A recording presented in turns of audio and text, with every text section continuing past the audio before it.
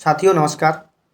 जैसा कि आप सभी को पता है कि आपके अपने यूट्यूब चैनल ऑफिशियल एग्ज़ाम गुरु पर जीएस की मुहिम चल रही है, खासकर उत्तर प्रदेश पुलिस के लिए।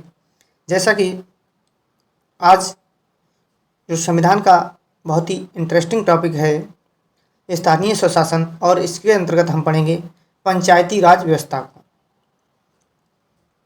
एक स्तरीय, दो स्तरीय, त्रिस्तरीय, कब कैसे कहाँ लागू हुई, तो आज इसके बारे में पढ़ेंगे बहुत ही अच्छे से। और परीक्षा में जो है प्रश्न तो यहाँ से बनते ही बनते हैं। तो आइए चलते हैं, टाइम को ख़राब ना करते हुए देखते हैं स्थानीय स्वशासन, लोकल सेल्फ गवर्नमेंट। इसके अंतर्गत पंचायती राज व्यवस्था का जो टॉपिक है वो आता है। पंचायती राज व्यवस्था जो है 73वें संविधान संशोधन द्वारा लागू की गई थी। तो निचले स्तर पर लोगों को भागीदार बनाकर लोकतांत्रिक विकेंद्रीकरण को सुनिश्चित करना, लोगों को इतना सक्षम बना देना कि वह अपनी समस्याओं को स्वयं हल कर सकें, यानी कि यह है स्थानीय स्वशासन। लोगों को इतना सक्षम बना दो कि वह अपनी समस्याओं का स्वयं हल कर सकें। देखते हैं अब स्थानीय स्वशासन सबसे पहले कहाँ था इतिहास में। इतिहास में स्थानीय संस्था चोल वंश में थी और मौर्य वंश में थी। 1864 में भारत सरकार के प्रस्ताव द्वारा स्थानीय स्वशासन को मान्यता प्राप्त हुई। 1870 ईस्वी में लॉर्ड मेयो ने कहा पंचायतों को कार्यात्मक एवं वित्तीय अधिकार प्रदान किए जाएं। क्या किए? 1882 ईस्वी में लॉर्ड रिपन आते हैं और कहते हैं पूरे देश में तालुका बोर्ड और जिला बोर्ड स्थापित किए जाएंगे। तालुका बोर्ड होगा वह छोटा होगा और जिला बोर्ड होगा वह बड़ा होगा। स्थानीय स्वशासन का जनक लॉर्ड रिपन को कहा जाता है और स्थानीय स्वशासन का मैग्ना कार्टा भी। इसी के समय इल्बर्ट बिल पास हुआ था 1883 में। किसके समय? लॉर्ड रिपन के समय। स्थानीय संस्थाओं की जांच के लिए 1907 में एक आयोग बना, राजकीय विकेंद्रीकरण आयोग। तो इसके अध्यक्ष थे हाउ हाउस। 1915 में लॉर्ड हार्डिंग कहता है स्थानीय स्वशासन का मजबूतीकरण हो। फिर आता है 1919 का अधिनियम। 1919 का अधिनियम है मॉन्टेग्यू चेम्सफोर्ड सुधार अधिनियम। इसमें क्या हुआ था, जो सांप्रदायिकता को और भी बढ़ावा दिया गया था, यानी सभी समुदायों को विस्तार कर दिया गया था, सभी के लिए अलग अलग निर्वाचन प्रणाली की मांग की गई थी। तो मॉन्टेग्यू चेम्सफोर्ड सुधार, इसमें क्या हुआ था, द्वैध शासन जो था प्रांतों में लागू कर दिया गया था। द्वैध शासन मतलब इसमें दो विषय होते थे, एक आरक्षित विषय और एक अनारक्षित विषय, हस्तांतरित विषय। हस्तांतरित विषय के अंतर्गत ही आता है स्थानीय स्वशासन, क्योंकि हम पढ़ रहे हैं स्थानीय स्वशासन, तो हम पढ़ेंगे हस्तांतरित विषय। और स्थानीय स्वशासन जो है वह राज्य सूची के अंतर्गत आता है, क्योंकि हर एक राज्य का अपने अपने ग्राम पंचायतों को चलाने का एक तरीका होता है। अब देखते हैं द्वैध शासन का जो जनक है लायोनेल कार्टिस है। हस्तांतरित विषय, इन विषयों पर निर्णय गवर्नर जनरल भारत के मंत्रियों की सलाह पर लेता था और यह सब प्रांतीय विधान परिषद के प्रति उत्तरदायी थे। 1920 में पंचायतों के लिए कानून बनाए गए। राज्य के अंतर्गत संयुक्त प्रांत असम, बंगाल, बिहार, मद्रास और पंजाब, खासकर इनके लिए कानून बनाए गए। 1935 का अधिनियम आता है। इसमें कहा गया स्थानीय स्वशासन राज्य सूची का विषय होगा और पूर्णता होगा। अब देखते हैं किसने अवधारणा दी और संविधान में क्या लिखा गया। गांधीवादी अर्थव्यवस्था, धन का समान रूप से वितरण तथा धन का केंद्रीकरण नहीं, आर्थिक संसाधनों का केंद्रीकरण नहीं, यह कहा गया था गांधीवादी अर्थव्यवस्था में। और इसको कहने का श्रेय जाता है केसी कुमारप्पा को। श्रीमन नारायण अग्रवाल आते हैं, वह गांधीवादी होते हैं। वह कहते हैं पंचायती राज व्यवस्था को डीपीएसपी में शामिल किया जाए, संविधान में कहा ऐसा गया। इन्होंने कहा कि पंचायती राज व्यवस्था को डीपीएसपी में शामिल किया जाए। गांधी जी ग्राम स्वराज अवधारणा, गांधी जी की जो अवधारणा थी ग्राम स्वराज अवधारणा थी। एक मंत्रालय पंचायती राज एवं समुदाय को देखेगा, विकास मंत्रालय बना और उसके मंत्री SK डे बने। एक मंत्रालय पंचायती राज एवं समुदाय विकास मंत्रालय बना और उसके मंत्री जो थे SK डे बने थे। किसके अंतर्गत? ग्राम स्वराज अवधारणा के अंतर्गत। 2 अक्टूबर 1952 को प्रधानमंत्री पंडित जवाहरलाल नेहरू ने उद्देश्य रखा कि आर्थिक विकास एवं सामाजिक पुनरुद्धार के प्रति जनता में रुचि प्राप्त करना, जनता को भागीदार बनाकर कार्य कराना। सामुदायिक विकास कार्यक्रम स्थापित, पहला कार्यक्रम जो था सामुदायिक विकास कार्यक्रम स्थापित करवाया। किसने? जवाहरलाल नेहरू ने। और राष्ट्रीय प्रसार सेवा की शुरुआत कर दी। जांच में क्या आता है? जनता को कोई अधिकार नहीं दिया गया और अधिकारी वर्ग फायदा उठा रहा था, तब समितियां बनाएंगी, क्योंकि जनता को फायदा नहीं मिल रहा था और ऑफिसर वर्ग जो था फायदा उठा रहा था। अब देखते हैं पंचायती राज व्यवस्था। पंचायती राज व्यवस्था का सुझाव या सलाह की समितियां, किसने कौन कौन सी समितियां की सलाह दी है? बलवंत राय मेहता समिति जो है, बलवंत राय मेहता समिति 1957 में आई थी 16 जनवरी। के संथानम समिति, यानी इन लोगों ने सुझाव दिए थे इन समितियों ने 1963 में। सादिक अली समिति 1964 में। अशोक मेहता समिति 1977 में आती है। PV के राव समिति 1985 में आती है। LM सिंघवी समिति 1986 में आती है। PK थुंगन समिति 1988 में आती है। अब देखते हैं बलवंत राय मेहता समिति के अनुसार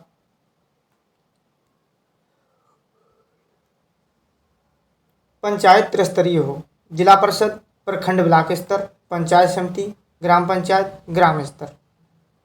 प्रखंड स्तर पर लोकतांत्रिक विकेंद्रीकरण की शुरुआत, स्वीकृति NDC द्वारा 12 जनवरी 1958 को। पंचायती राज व्यवस्था का शिल्पकार वास्तुकार बलवंत राय मेहता को कहा जाता है।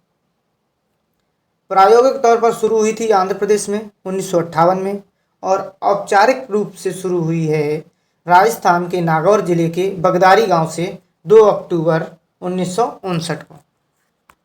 लागू होने का क्रम है राजस्थान, फिर आंध्र प्रदेश, उसके बाद असम, तमिलनाडु, फिर कर्नाटक। यह पेपर में कभी कभी क्रम पूछ लिया जाता है। अशोक मेहता समिति, इसके द्वारा बताया गया कि पंचायती राज व्यवस्था को 2 स्तरीय होना चाहिए, द्विस्तरीय होना चाहिए, जिला परिषद और मंडल पंचायत। देखते हैं जिला परिषद के अंतर्गत क्या आता है। विकास कार्य एवं योजना की मुख्य शक्ति होनी चाहिए और इसका अप्रत्यक्ष चुनाव हो। मंडल पंचायत क्या कहता है? कार्य योजना को लागू करना एवं प्रत्यक्ष चुनाव। उसके बाद राजनीतिक दलों को खुलकर चुनाव में भाग लेने की अनुमति चुनाव चिन्ह के आधार पर दी गई। SC ST के लिए आरक्षण पर सिफारिश की गई। पंचायती राज मंत्री के साथ एक वित्त मंत्री या वित्त निगम भी होना चाहिए, ऐसा कहा गया था। इसमें बलवंत राय मेहता समिति में। नोट, इसको हटा दिया गया। इसको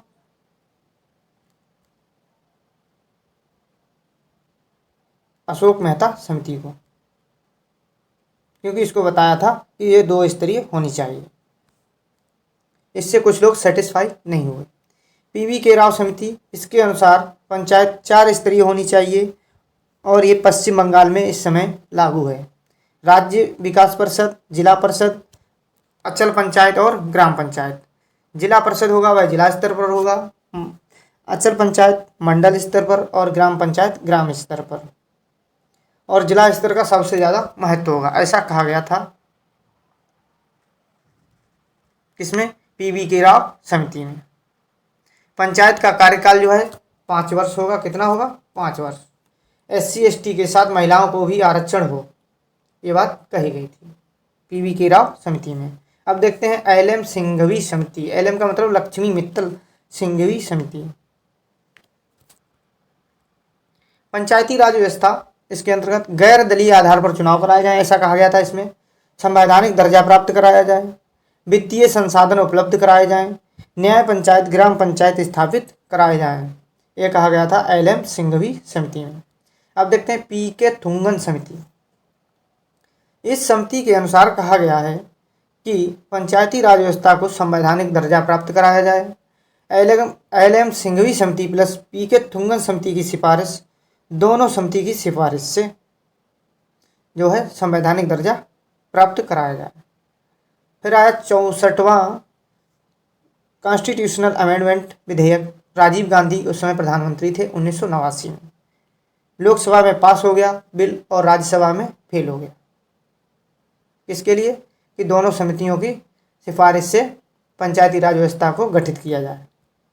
फिर आता है 73वां संविधान संशोधन अधिनियम 1992। पी.वी. नरसिम्हा राव प्रधानमंत्री थे, तो उस समय 11वीं अनुसूची जोड़ी गई। भाग 9 में 16 नए अनुच्छेद जोड़े गए और पंचायती राज कहा गया इसे। तो देखते हैं पंचायती राज, हमको पढ़ना था पंचायती राज व्यवस्था, तो इसकी भूमिका बनाने में इतना टाइम लगा है और इसमें आपको समितियों के बारे में बताया गया है। पहले बलवंत राय मेहता समिति, फिर अशोक मेहता समिति, फिर पी.वी.के. राव समिति, फिर एल.एम. सिंघवी समिति। इस तरह से जो महत्वपूर्ण समितियां थीं उनको हमने पढ़ लिया। पंचायती राज 73वां संविधान संशोधन 1992 में हुआ था। इसमें 11 अनुसूची हैं। 11वीं अनुसूची में जोड़ा गया पंचायती राज व्यवस्था को और 11वीं अनुसूची में 29 विषय हैं। राष्ट्रपति द्वारा अनुमति मिली थी 20 अप्रैल 1993 को। पूरे भारत में लागू हुआ है पंचायती राज व्यवस्था 24 अप्रैल 1993 को और 24 अप्रैल को ही राष्ट्रीय पंचायत दिवस मनाया जाता है। अधिनियम को पूर्ण रूप से पालन कराने वाला पहला राज्य मध्य प्रदेश है। देखते हैं अनुच्छेद। अब पंचायती राज व्यवस्था के अनुच्छेद बहुत ही अच्छे से तैयार किए गए हैं, आप लोग वीडियो में अंत तक बने रहिएगा।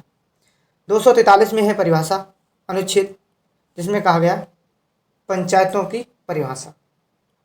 243 ए में, ए मतलब असेंबली और ग्राम सभा 243 ए में। 243 ए जो है ग्राम सभा असेंबली। 243 बी, बी मतलब होता है बिल्ड, यानी गठन करना या निर्माण करना, तो कहेंगे पंचायतों का गठन कर सकते हैं 243 बी के अंतर्गत। 243 सी कंस्ट्रक्शन, कंस्ट्रक्शन मतलब होता है संरचना, तो पंचायतों की संरचना। 243 डी, डी का मतलब दबे लोग, तो दबे कौन है? SC ST के और महिला, तो इनको चाहिए आरक्षण। तो आरक्षण की बात किसमें कही गई है? 243 डी में। 243 ई में देखते हैं। E4 होता है ईयर, ईयर का मतलब होता है अवधि या कार्यकाल, तो 243 ई में है पंचायती राज व्यवस्था का कार्यकाल।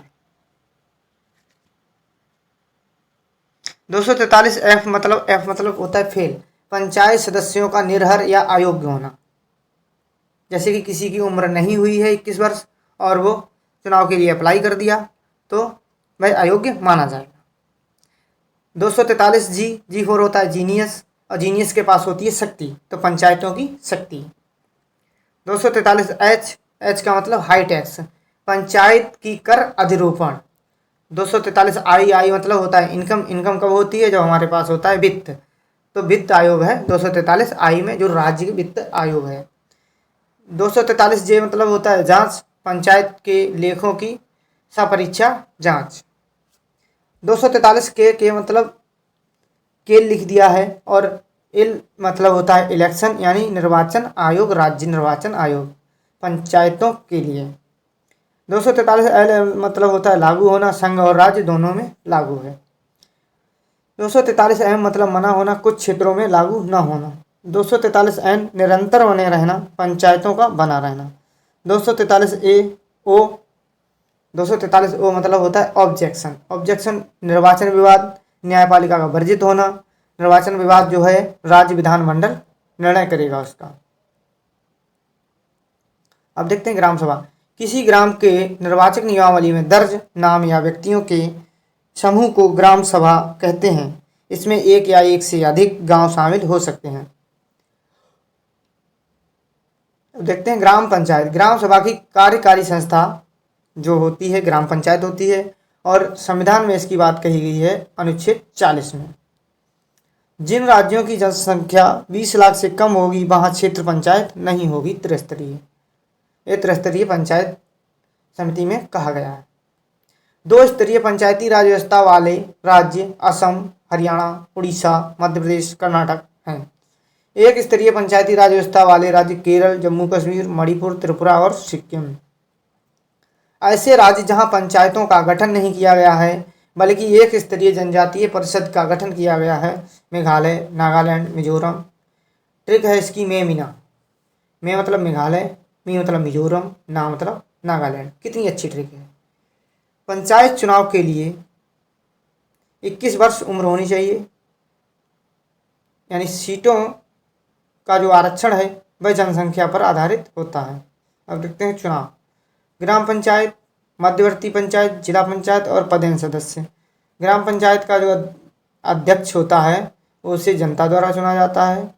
मध्यवर्ती पंचायत, जिला पंचायत ये अप्रत्यक्ष होते हैं, चुने हुए सदस्यों द्वारा चुने जाते हैं। जैसे मेंबर चुने जाते हैं, प्रधान चुने जाते हैं, बीडीसी मेंबर चुने जाते हैं। पदेन सदस्य विधानसभा, लोकसभा, राज्यसभा, विधानमंडल चाहे तो इनमें से सदस्य बना सकता है, लेकिन नहीं, ये पदेन सदस्य होते हैं। सीटों का निर्धारण सामान्य वर्ग, अल्पसंख्यक वर्ग और पिछड़ा वर्ग, इनकी संख्या 1 है। अनुसूचित जाति, अनुसूचित जनजाति, महिला वर्ग जो है इनकी संख्या जो है 4 है। सीटों का निर्धारण इस तरह से किया गया है, यानी कि पहले सामान्य वर्ग, अल्पसंख्यक वर्ग, पिछड़ा वर्ग आएगा आरक्षित, फिर अनुसूचित जाति आरक्षित आएगी, फिर अनुसूचित जनजाति आरक्षित, उसके बाद महिला वर्ग को आरक्षित किया गया है। इस तरीक़ा से सीटों का निर्धारण होता है। अब देखते हैं आरक्षण। सभी वर्गों का 1/3 महिला आरक्षण 33.33 होगा। SC और ST का आरक्षण इनकी जनसंख्या के अनुपात के अनुपात के अनुसार होगा। चक्रानुक्रम आरक्षण 5 वर्ष में बदलता है। अध्यक्ष व सदस्य सामान्य, OBC, SC, ST, फीमेल, यानी यह चक्राक्रम जो है आरक्षण है। एकमात्र राज्य जहां 10 वर्ष में बदलता है तमिलनाडु। वर्ष 2009 में केंद्र सरकार निर्णय लेती है पंचायती राज व्यवस्था में 50% आरक्षण महिलाओं को दिया जाए तीनों स्तरों में। 50% महिला आरक्षण का प्रावधान उत्तराखंड, मध्य प्रदेश, बिहार में आया और सबसे पहले मध्य प्रदेश में आया। ऐसा राज्य जहां की पंचायती राज संस्थाओं में सांसद, विधायक, पदेन सदस्य नहीं होते हैं, सिर्फ ग्राम सभा की बैठक में भाग ले सकते हैं, मतलब है केरल। एकमात्र राज्य जो अल्पसंख्यक वर्ग आरक्षण देता है आंध्र प्रदेश। उत्तर प्रदेश सरकार ने सन 2000 में OBC को आरक्षण दिया। नगर निगम एवं नगर पालिका पंचायतों में भी पंचायती राज अधिनियम 1947